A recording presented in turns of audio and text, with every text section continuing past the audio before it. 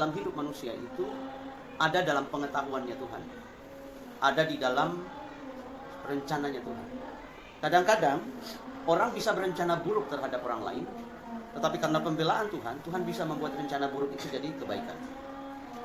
Satu kali dalam perjalanan ke Mesir, Abraham, ditulis di Alkitab, bahwa sampai di Mesir, istrinya Abraham disukai oleh Raja Mesir.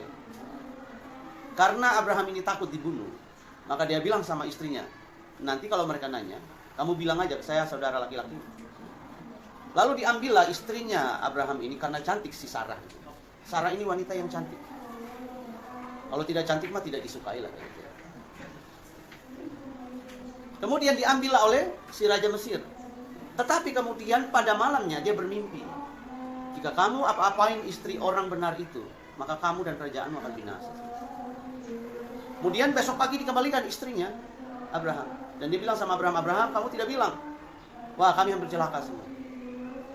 Ternyata Tuhan itu membela orang-orang yang menjadi miliknya. Tuhan itu membela orang-orang yang menjadi miliknya.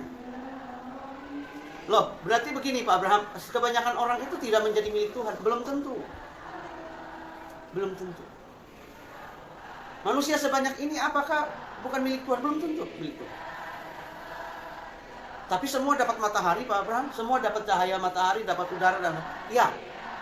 Itu yang disebut dengan pernyataan umum atau kasih karunia secara umum. Tetapi ada yang disebut dengan kasih karunia secara khusus.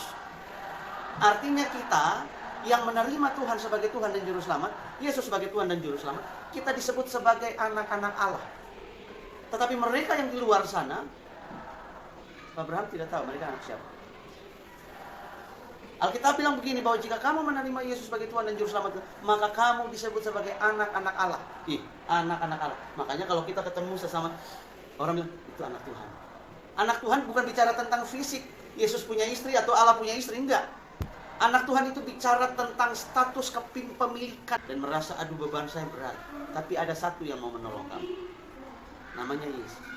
Waktu kamu bisa berdoa, waktu kamu bisa menyerahkan hidup kepadanya, waktu kamu memberi hatimu dan pikiranmu kepadanya, maka dia bilang begini, aku akan memberikan kepadamu kelegaan. Karena dia Bapa. Dia adalah Bapa buat kita.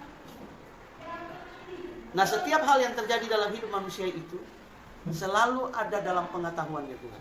Makanya Alkitab ajarin kita percaya dan terima Yesus sebagai Tuhan dan Juru Selamat, maka kamu diselamatkan dan kamu diganti statusnya menjadi anak-anak Allah. Anak Allah bukan bicara tentang biologis, tetapi bicara tentang sebuah status kepemilikan, hak sepenuhnya atas hidup kamu. Jadi ternyata Allah mengetahui dan mengenal setiap manusia. Nah karena itu Allah mau supaya setiap orang bisa membuka hati dan percaya kepada Yesus. Dan mengetahui bahwa Tuhan mengasihi dia. Tuhan dia tidak mau dia binasa. Mungkin di rumah, papa mamamu tidak seperhatian sebaik yang diharapkan oleh kamu. Lelah capek hidupmu. Dan merasa aduh beban saya berat. Tapi ada satu yang mau menolong kamu. Namanya Yesus. Waktu kamu bisa berdoa, waktu kamu bisa menyerahkan hidup kepadanya, waktu kamu memberi hatimu dan pikiranmu kepadanya, maka dia bilang begini, aku akan memberikan kepadamu kelegaan. Karena dia Bapa. Allah Maha Hadir. Makanya dia bisa hadir di dalam hidup kita. Hadir. Ketika kita berdoa, Tuhan hadirlah dalam hidup. Dia datang. Karena dia adalah roh yang memenuhi Bima Sakti. Dia memenuhi alam jagat raya. Dia memenuhi galaksi. Dia bukan zat, dia bukan partikel. Dia Allah yang melampaui, memenuhi.